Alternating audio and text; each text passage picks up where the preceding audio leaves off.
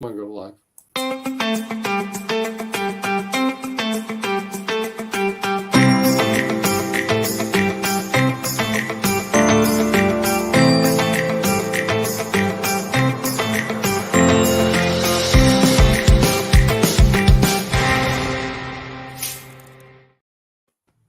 Well, hello, everybody. Welcome to the Energy Show. I'm here with the president of the IBM TV, Pod TV network, Kim Calhoun, and also Peter Bennett, who's also you see on the Wall Street Hackers. And today we're going to discuss energy and what the energy movements are in the energy industry. We also know that CERAWeek is going to be coming up very shortly. A lot of people don't know what that is. And of course, I'd like Kim to introduce CERAWeek to let people know what it is. If you're in the energy industry, you all know what it is. But if you're not, you may not even know what CERAWeek is. So maybe, Kim, you can give us a little background about CERAWeek. Well, Nick, maybe you can also back me up on some of what I'm about to say. But they don't just provide my favorite coffee mug of the year with the date for next year's. But CERAWeek is where they gather all the world leaders in gas, oil, energy for 1 week in Houston, Texas, and they spend this time discussing all of the energy issues that we have today, solutions, things that they're doing, how they're doing it. But it's just a resource hub for all the world leaders to gather, and it's amazing. The energy, no pun intended, but the energy there is just so exciting. And it's one of my favorite conferences of all times because people are just so respectful there. Politics play a big game in our lives everywhere, every day. It may be somewhat there, but we seem to be a little less focused on the politics and what can we do to make things better, improve the quality of life. That is really big there. And Daniel Yergin, he really influences a good, healthy conversation. And this is something we need every year. And Nick, I mean, you did a little bit of research on this conference as well.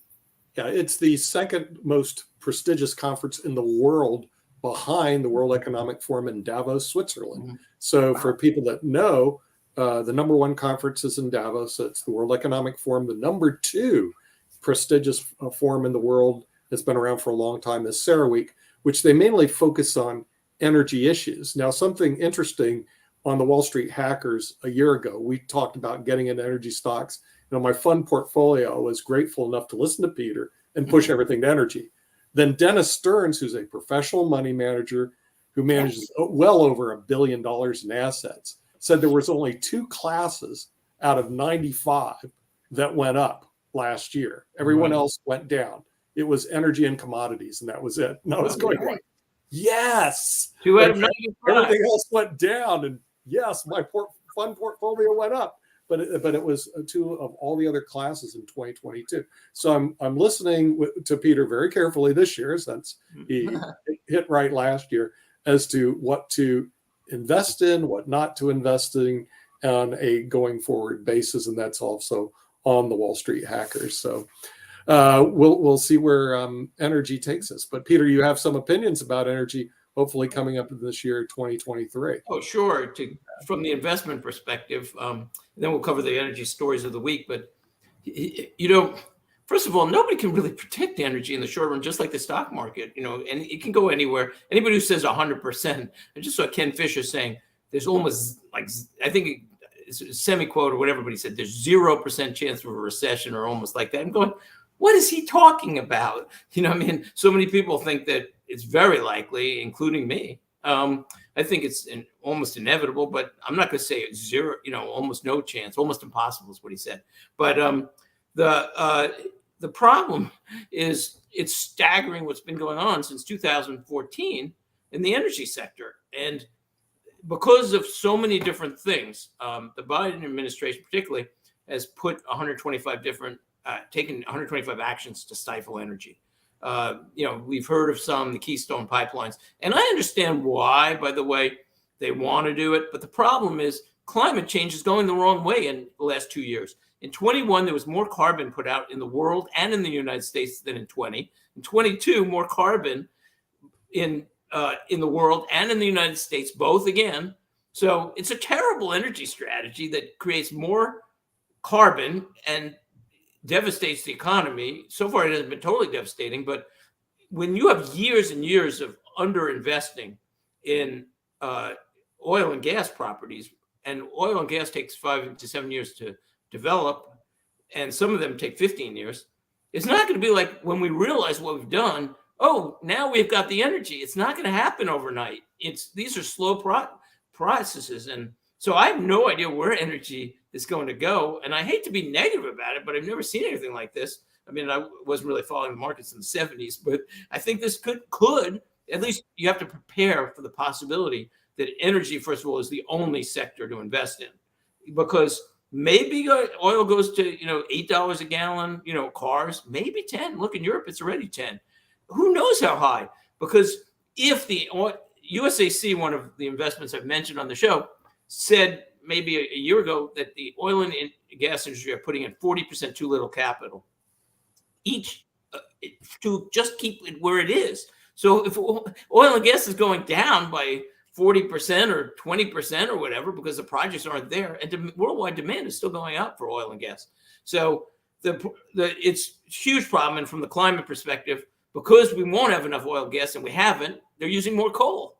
And they're shipping manufacturing overseas to more polluting countries.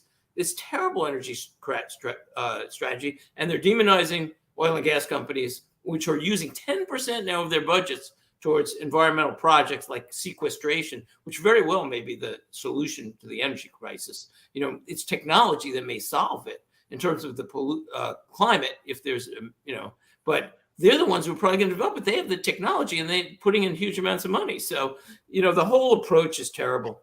So a couple of quick energy stories, and then we're going to get into our debate, which is going to be, I'm sure, a good one, because we're going to discuss fracking. Is it a positive or negative? And I already know Kim's position. And then we'll talk about Nick's and mine. So few energy stories of the week that I thought were interesting. Number one, gas prices were up 35% in the U.S. to an average of $3.45. Just 2 weeks ago, I've said China's going to reopen, and it might be soon. And they did. They seem to be open right now. I just said it 2 weeks ago, but it could have taken longer, but I knew it would happen, and that's going to drive energy back up. And then also, I said 2 weeks ago on Wall Street Hackers that it may not be a warm winter. We've had a very warm winter for the first half, but maybe the second half will be colder. And if not, eventually we're going to have a cold winter. I mean, these are certainties. It's not always going to be warm. And so energy is a big issue for the country. Another story, India has now increased its crude oil imports by 33 times.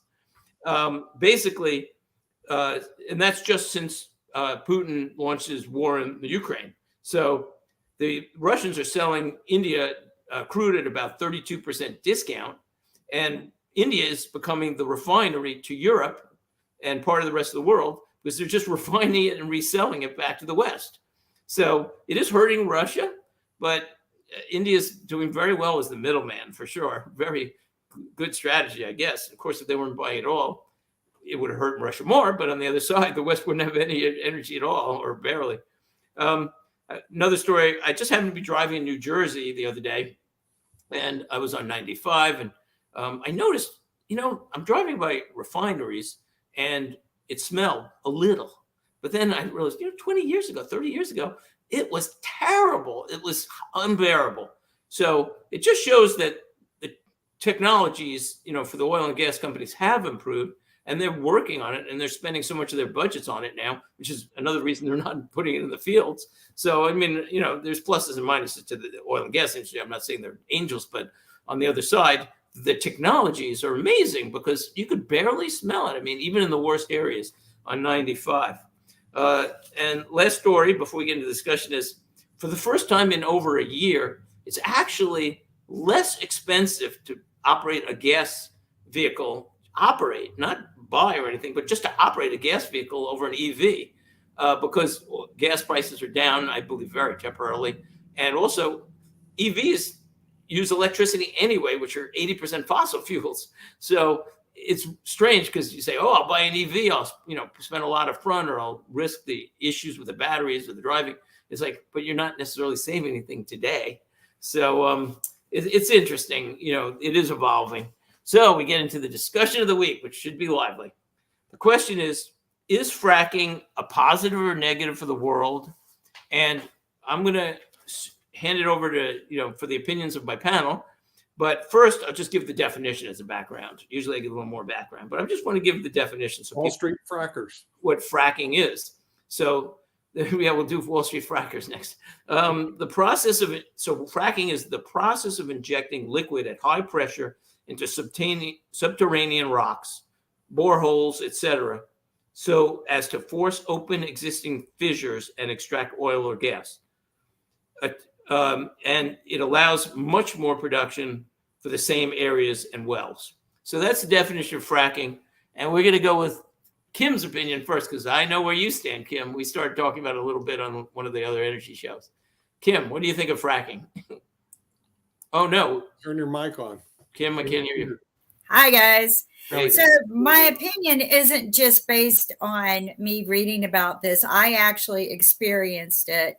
Went to the oil rigs. I was doing some research with one of my patents, and I went to the fracking sites, to the oil rigs. We sat and had these in-depth discussions at a high executive level, very high executive level. And SAS, the company SAS, was involved with this too, because it's dangerous. Fracking is extremely dangerous, more so than just the normal oil rig. And the other thing that you don't bring up. Could you explain what dangerous to the workers or dangerous to who? Dangerous on the site, dangerous to the property, dangerous to the workers. The explosion rates and everything are far more higher. The sites are more dangerous. It's just they're very dangerous compared to anything. The data shows that they're more dangerous, leaks and everything. But the other thing that they don't discuss very often is fracking isn't just drilling down. Okay, fracking goes down a little bit, Absolutely. And then it goes out to other Absolutely. people's property. So it could be, you can have a gas line pumping under your house. And there's not a darn thing you could do about it, because our deeds don't give us, from heaven to hell, ownership. Yeah. So, I mean, how would you like to have one of these things? It might be under your house right now and you don't know, but there's just way too much going on. You're putting chemicals into the ground to draw out things that are naturally there in our surface, the natural surface. So I think we need to really just start putting our energies, no pun intended, into research for things that are a little bit more natural. And I know that, as you discussed, in order to do storage for solar and stuff like that, we have to have batteries. But I think that if we used our brains a little bit more, we could find better alternatives for generating other powers that we could use without having to take from under. But fracking is very dangerous. I recommend anyone to go out and visit a site. And watch a change shift. The change shift alone will break your heart. Just hearing their prayer of, or speaking with some of these people who have to. What the fatality rate is in the fracking business. We could research that. It's interesting. I mean, on one side, before we get Nick's opinion, I just want to throw this out. I'm not justifying anybody dying, but coal mining is dangerous. Football is dangerous, but people are paid for it. So, I'm guessing that, and I'm not arguing here, because I get what you're saying about that. And there's it's a complex issue, but, I'm guessing people are paid more in that industry for that risk. But I wonder, maybe next show we'll look into that. How many deaths have there been because of fracking as compared to oil? And it's a great subject to explore. Nick, what do you think of fracking? Well, I believe in better living through technology. So I have no problem with fracking, just like I have no problem with drugs in general. Okay, but all drugs. Wait, Nick, I have to clarify. What kind of drugs? I'm joking. Let's not answer that question. Some of the drugs that are prescribed to me. Yeah, I understand. Call side effects. There's no drug that you can take that doesn't have. Well, that's side true. effects. You're right.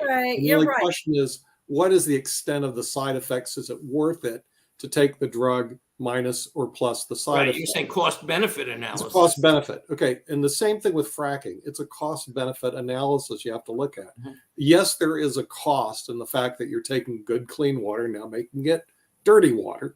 Okay. That may be a long time before you can reverse it.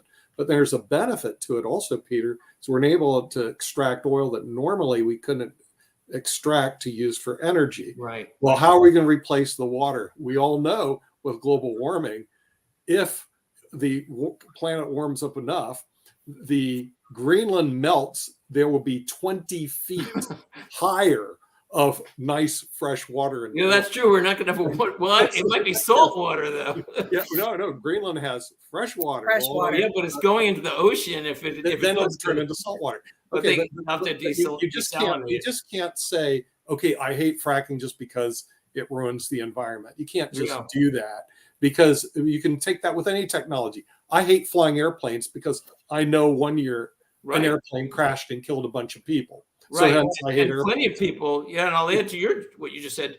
Plenty of people are in small planes. You know, they say, Yeah, okay, small I want to planes, use a jet to go to the Hamptons. I want to get a jet across the country. They know the risks are higher. I mean, Well, there's a risk in Kennedys, you know, one of the Kennedys, we've seen other famous There's- people killed in, you know, small plane there's accidents. risk in driving your So automobile. again, it's cost benefit. It's a We know cost personal. benefit analysis. And so what you have to do is you got to look at what's the cost, what's the benefits, and then determine whether or not you should continue that. The real problem we have with our politicians, they don't go through that cost benefit analysis. They just say, it seems like you have an infection on your leg. Let's just cut it off. Yeah. Okay.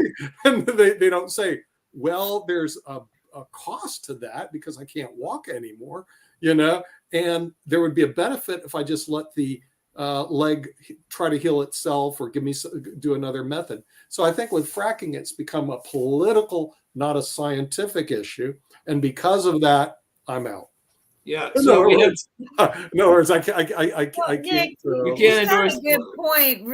Risk analysis versus the benefits. And you do have a good point there. I mean, I hate saying it this way, and I guess I got very emotional and passionate about it whenever I saw, a lot of people die on a rig because it blows, or, in fracking, it does cause a lot of environmental issues, or it could be under my house. But in all reality, if you weigh the risk versus benefit ratio, the amount of deaths are very small. It's like you said, one plane crashes, do you stop flying? So I agree with you on that. I mean, but there are things that we could do to make them safer and reduce the risk. All right, so But let me jump in. they cut corners. They cut. Well, let me jump in because you're both making good points, but I think it's even more complex and bigger, some of these issues. I mean, because here's what I dug up, and this is a complex issue. This is not easy. Again, it's not. You dug up on your fracking. I'm going to bring Daniel Jurgen in on this one. Well, if you would, sure. He's well known. So listen to these points, and this is why it's complex, like many issues. Number one, 4 negatives, and I was shocked by some of the things that I found out. Fracking leaks millions of tons of methane, which is a more dangerous greenhouse gas more potent than carbon dioxide. And the U.S., particularly, which does a lot of fracking, accounts for more methane production than 164 other countries in the world combined. That's a negative. Negative number 2, people say it uses large amounts of water. It does use large amounts of water. 3, some say that it threatens water supplies. And also a big one is that there's been fear of seismic activities and meaning earthquakes. And in Oklahoma, I think it was 2011, there were a lot of earthquakes by fracking sites. It's very suspected that was related to that. So now for very positive, it's a very inexpensive way to get gas and oil out of the ground. I mean, that's obvious. 2, petroleum companies, I didn't know this, but petroleum companies are actually developing non-hydraulic fracking methods where they won't be using a lot of water.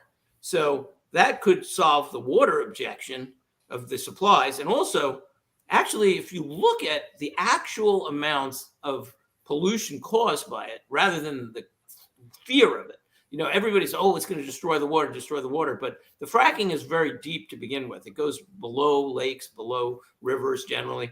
And so there haven't been a lot of actual incidences of pollution by fracking. There's been some, but not as much as you'd expect given the fear that's out there. So that's the counter argument there. Here's a big one.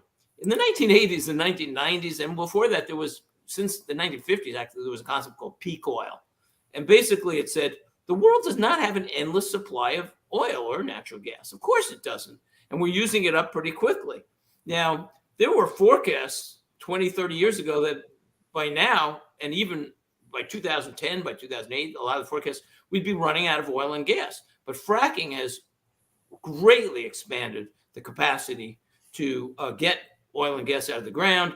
And that's partly because what Kim said, they can go sideways. It's much more efficient. And the whole method of just forcing it out of the ground. And finally, we look at the actual statistics, which complicates it too.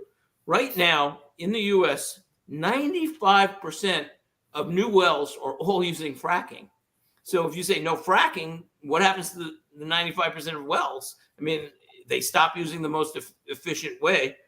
And it now already provides 2/3 of US natural gas and crude oil. So you say no fracking, okay, maybe the price of oil and gas doubles, or we can't get as much, it's supply and demand. And so this is an extremely complex issue. Hopefully technology will help solve some of these issues down the road. But what do you think, Kim and Nick? As I say, it's not that easy. It just It depends. And see, that's one problem you have when people just jump up, I'm for it, I'm against it. Right. And the fact is the issue is complex. And that's part of the reason I said you really have to do a cost benefit analysis. And also, it also depends on where you frack. In other words, we did that work when they were trying to exploit minerals near a place where I live. If somebody said, hey, Peter, we want to do some fracking in your neighborhood with a bunch of residential people that's next to a pond, which everybody drinks water out of, that's a problem. But in reality, a lot of this is done in the western parts, in these vacant land. No one lives there, Peter. Right. Like the Balkan oil fields in North Dakota. I've driven by there, and there's nobody there. There's a lot of land out there. There's a lot of land out there. You can drive a long time between towns. Yeah. Yeah, no one lives there. And so the thing is, the impact it has on us is really very, very low. In other words, the thing is the environmental. But I think what we really need to do, it's just like the argument with the pipelines. Everybody, I'm against pipelines because you'll love the reason. It may burst and kill the environment. Well, that means you should never fly on a plane. You should never drive a car, because if you drive a car, you may run into an auto accident and you may kill yourself or injure somebody. Never drive a plane. Never get in an airplane. Exactly. Never play. We have to ban football. Which some people think we should. Because people do argue for banning football. Look, right. People you could die of a heart attack. Severely hurt the other. So we really have to take a serious look at and do a proper cost. Yeah, exactly. It's complex. I want to add something. All bad or all good. What you just said, because you reminded me. So the seismic, the earthquakes. Because people are afraid of that, but. Around Oklahoma, what happened is they stopped doing fracking near the fault lines, which was good advice. But now since then, there's no, to my knowledge, that I can find anything major seismic activity. And it wasn't that major then, by the way, but it was of concern to the community. But now they've said, okay, we're not going to frack near fault lines, which makes perfect sense. I mean, you don't want to disturb that. But if they go away from fault lines, which is most of the area in Oklahoma, most of the country, I don't think there's any evidence of further earthquakes. So that's one fear, that can be mitigated. But, the methane is another thing. I mean, the biggest issue right now is climate change versus energy. And, as I've said on the show and so many times, you should be helping both. And instead, the policies of the U.S. and the developed world are hurting both. You're causing worse pollution, worse supplies of energy, and it's not changing. The people are asleep at the wheel. Yeah, but I People use can't get you to donate to me unless I tell you Right. that your hellfire and damnation is going to come upon you unless Right. you stop this. So the real problem we have, a lot of non-governmental organizations out there, they need to sell the extreme positions Right. in order so that they can get donations. And that's really what's going on out there. And that's the reason you see this to be a crazy war cry off of something that should be looked at more intelligently. Just like we just covered on Wall Street Hackers as the discussion today. Why is politics so divided in the country? And we looked at, and we all came up with, the media number one, because they don't want to alienate their, they want to drive people who agree with them. So the blues get the blue clients, audiences, the red get the red. That's what we said, but also the money, follow the money. And again, follow the money, right? You get your more extreme people, they're going to donate or do extreme positions. They'll go out and work for you because they think the world's ending one side or the other. And so, but again, follow the money, follow the power, but that doesn't mean the solution. I got one question. I mean, changing the subject, we're at the hour. Are eggs a good investment now? You're asking the wrong guy. They've gone up so much. Okay, I'll help you out. The thing is, because I have a dozen in my refrigerator. Okay, you may want to sell them because the cholesterol in the eggs, there's some studies going now the other way. They could create heart disease. Really? I've heard the opposite. Wait, I'm going to take no. That was from the egg industry. Okay. No, I've seen other studies. Maybe. Never mind. We're not going to get into it. I just pulled another study out. It's over here somewhere. Really? All right, I'll have to look. I thought eggs were okay. Some people only want the whites, but we won't delve into that too much. Bottom line is, if I was looking at the egg industry, I'd do my usual Wall Street Hackers analysis. Say, is there a dividend? Eggs don't pay a dividend. So, and then I would say, is there any cash flow for the egg? No, not really. So then, if I don't get a dividend and good cash flow supporting it, I'm like, then it's just going to Vegas and put it on red and black. You can bet in the commodities market, in anything, But the market is priced for supply and demand, so we're going to stay away from the egg market for now. So, Peter, you ready to wrap with me? Yes. Okay. So wait. You know what to say, right? Don't get healthy, get wealthy. Okay, let's do it. Right. Time it right. Okay. Ready?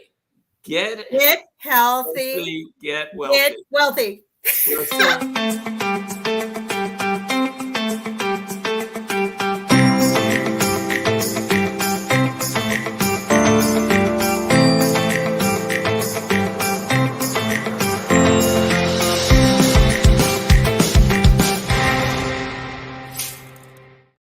All right, good show. Thanks. That was fun, Kim. That was fun.